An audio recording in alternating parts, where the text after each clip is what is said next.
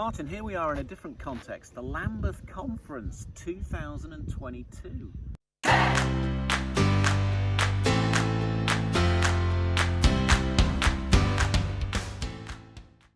So Luke 12, 13 to 21. What do you make of that? So this is the first bit is about a man coming to Jesus and saying, please insist that my brother divides the inheritance. Yeah. And then that moves into Jesus telling the parable about the rich man who pulls down his barns because he's anticipating a vast crop and builds a bigger barn, and that night dies. So just a couple of things. First of all, the whole division of property in Jesus's day and in that culture, first of all, the presumption was actually dividing is not a good idea. So a nomadic culture, the previous culture, would have expected people to continue to live together. So we've got that phrase in, is it Psalm 133, about how good it is that brothers and sisters dwell together in unity. Yeah. That's about you live together and you share everything together. So you don't divide the property up.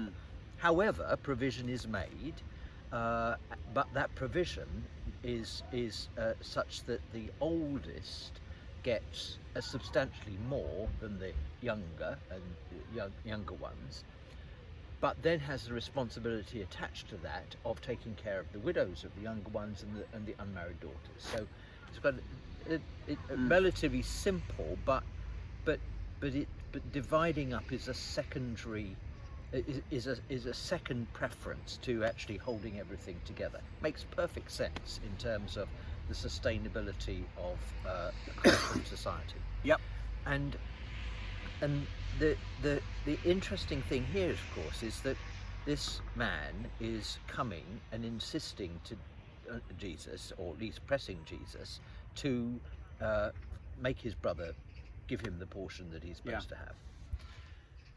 And Jesus says, "Who appointed me as judge over you?" That's not what I'm here for. Yeah. You've missed the point.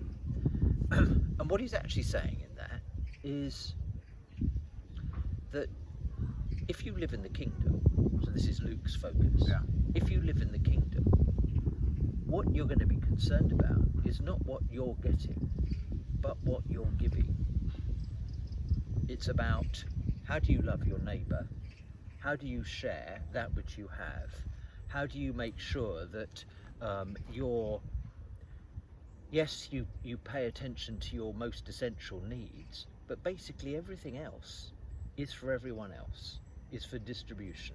You sit light to your possessions. I mean, it's a constant theme in Luke's gospel. Yeah. Luke more than the other gospels. Yeah. So then you get, he tells the parable of this rich man. And we're very familiar with it, and I was just struck, having thought about that first part, that when Jesus has God say to the man, "You fool," he's not saying, "You fool, you shouldn't have bothered building that big barn." He's saying, "You fool, you don't understand that when you live in the kingdom, this is not for you. This is for everyone. This is for sharing. This is for giving away. This is for, you don't hoard in your barns. You have that which you need for essentials, but then you distribute to everyone else." And I'm struck thinking about that in relation to what we're doing at the moment at the Lambeth Conference, where you've got a great swathe of people, three of whom have spent time with us this last week from Tanzania, great swathe of people who are living in conditions that are a million miles from what we benefit from. And therefore the challenge to us of what does it mean to live lightly to that which we possess, so that we are genuinely sharing, living in the kingdom. living in the kingdom in relation to possessions, money, wealth, so that it is there for everyone. And does that make sense? That makes sense, yeah. And we're at Luke 12, and if you look back a little bit, Luke 6:38, just thinking about what you're saying, what does Jesus say there? He says, given it shall be given unto you, a full measure, pressed down, shaken together, and running over. And that is a very brief summary of the economy of the kingdom, which is not tit for tat. It's not saying if you give a tenner, guess what, you'll get a tenner back somewhere along the line. What it's saying is, if you live in the kingdom and you're taken up by the kingdom into that generosity, you will find yourself blessed in untold and magnified ways. You will never be in need if you give everything away. So, and there are a couple of points in that passage of Luke 12 that kind of underline this. So, for instance, the man storing in barns is talking to himself. He's saying, I know what I'll do. I'll build a bigger barn.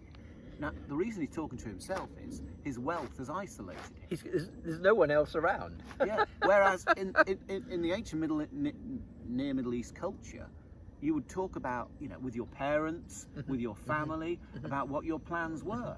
There's nobody left because he's isolated himself, because it's all this kind of hoarding. You get the same thing in Dives and Lazarus. And same in Luke, again, you've got this man living on his own in a castle. And then you've got this, what seems like a severe statement by God, this very night your life will be required of you. When actually the language used there, according to Bailey, who spent a lot of time in the Middle East, is the language of a loan needing to be repaid. That actually part of his foolishness is not realizing that there was nothing that he possessed in the first place. It is all gift to be taken up into this dynamic of giving and receiving, which is itself the eternal life. And we are stewards. Yeah. We are stewards of that which has been entrusted to us. Yeah, but called to participate in the life of the self-giving God and in the Trinitarian communion. Yeah. And that is, the source of our greatest joy. And it's a really hard lesson for us to hear. It's a really hard lesson for us to live out.